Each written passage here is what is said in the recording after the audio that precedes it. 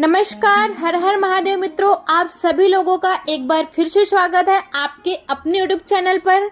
आज का हमारा विषय बहुत ही महत्वपूर्ण होने वाला है क्योंकि आज हम बात करेंगे भगवान शिव के जन्म और मृत्यु के विषय में। तो इस वीडियो को अंत तक देखिएगा और मोटिवेशन लाइक जरूर कीजिएगा। तो चलिए वीडियो को शुरू करते हैं। भगवान शिव को मृत्यु लोक का देवता कहा जाता है, जो कि जीवन और मौत से परे हैं, और भगवान शिव खुद में ही एक आदिकाल शक्ति हैं, जिन्होंने सृष्टि के रचयिता और पालनहार को बनाया है। अर्थात भगवान विष्णु की उत्पत्ति भगवान शिव के द्वारा की हुई है।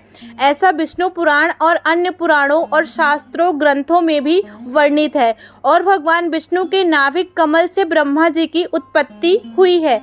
ऐसा कहा जा सकता है कि भगवान शिव ने ही इन दोनों को प्रकट किया था।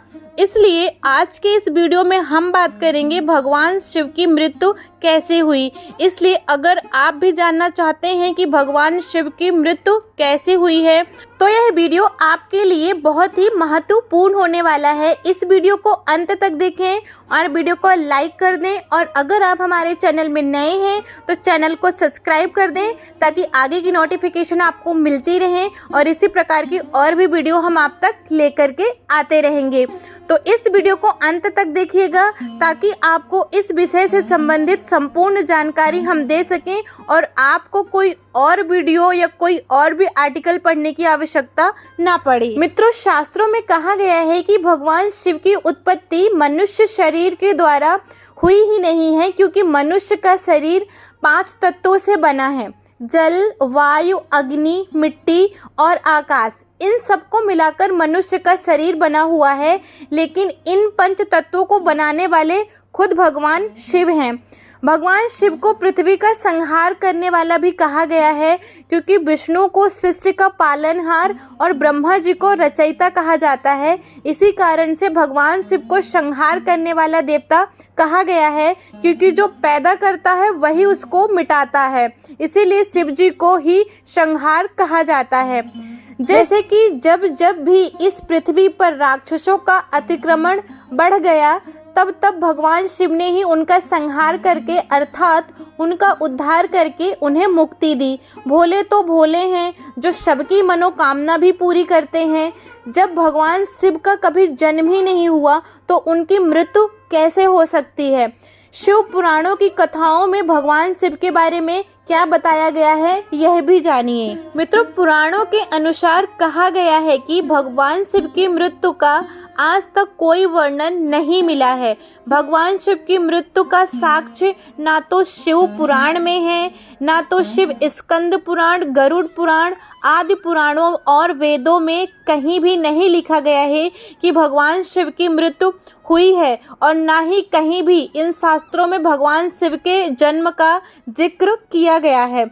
इसलिए भगवान शिव को सदा शिव और मृत्युंजय नामों से पुकारा जाता है। भगवान शिव में ही प्रारंभ है और भगवान शिव में ही अंत है, अनंत है। भगवान शिव से ही जीवन शुरू है और भगवान शिव में ही जीवन समाप्त है। मित्रों, अब मैं आप लोगों को बताती हूँ कि मृत्युंजय का अर्थ क्या होता है। मृत्युंजय शब्द की संस्कृति संधि विच्छेद में व्याख्या करें तो इस प्रकार है, मृत्युम प्लस जय, यानी कि मृत्युंजय। मृत्यु शब्द का मतलब है मौत और जय शब्द का मतलब है विजय। इसका मतलब यह हुआ कि जिसने मौत पर भी विजय प्राप्त कर ली हो उसे मृत्युंजय कहा जाता है। जैसे कि हमने आपको ऊपर बताया कि भगवान शिव मौत से भी परे हैं और वह अजर अमर हैं, इसलिए भगवान शिव को मृत्युंजय के नाम से जाना गया है।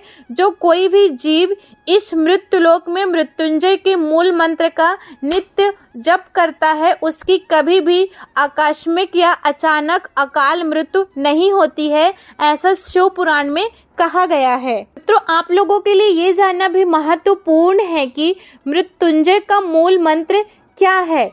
ओम त्र्यंबकम यजामहे सुगंधिम पुष्टिवर्धनम उर्वारुकमिव बंधनान् मृत्योर्मुक्षीयमामृतात्। मृत्युंजय का मूल मंत्र क्या है? मृत्युंजय के मूल मंत्र को विस्तार से समझने का प्रयास करते हैं। शिव पुराण में भगवान शिव के मृत्यु के बारे में नहीं लिखा गया है, क्योंकि शिव पुराण में सिर्फ भगवान शिव के द्वारा रची गई क्रीड़ाओं का वृत्तांत प्रस्तुत किया गया है। शिव पुराण में शिव की महिमा और शिव को कैसे पाया जाए और शिव को कैसे प्रसन्न किया जाए, साथ ही शिव स्तुति करने और उनके महत्व के बारे में ही बताया गया है।